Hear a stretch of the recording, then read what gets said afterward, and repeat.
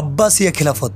আব্বাসিয়া খিলাফত আর উমাইয়া খিলাফতের মধ্যে সবচেয়ে বড় পার্থক্য হলো এই যে আব্বাসিয়া খিলাফত শুধু আরাবিয়ানদের নয়, বরং আরবের বাইরেও অবস্থিত অন্যান্য মুসলমানদেরও নিজেদের রাজত্বের সমান গুরুত্ব দিত, যার কারণে বিশ্বের বিখ্যাত লোকজন এই সাম্রাজ্যের রাজধানী বাগদাদে আসতে শুরু করে। আর এই শহর বাগদাদ পৃথিবীর বৃহত্তর শহর হয়ে যায়। আব্বাসিয়া খেলাফতের এই সময়কে ইসলামের স্বর্ণযুগ বলা হয়। সায়েন্স, মেডিসিন, টেকনোলজি আর এমনকি বিশ্বের প্রথম film industry, story industry, dive, যেখানে বিশ্বের সবচেয়ে বিখ্যাত গল্প তৈরি হয়েছে।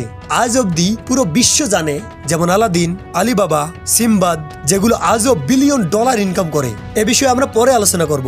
ধীরে ধীরে ইসলামী সাম্রাজ্যের বিস্তার হতে থাকে এবং মধ্য এশিয়া পর্যন্ত পৌঁছায়। তো প্রথমবার তুরস্কের মানুষেরা ইসলাম গ্রহণ করে এবং যে তুরস্কের লিডার সর্বপ্রথম ইসলাম গ্রহণ করেন তার নাম হলো সালজুক। এই সালজুকের বংশে এক ছেলে তুগরুল এই পুরো এলাকা জয় করে ফেলে।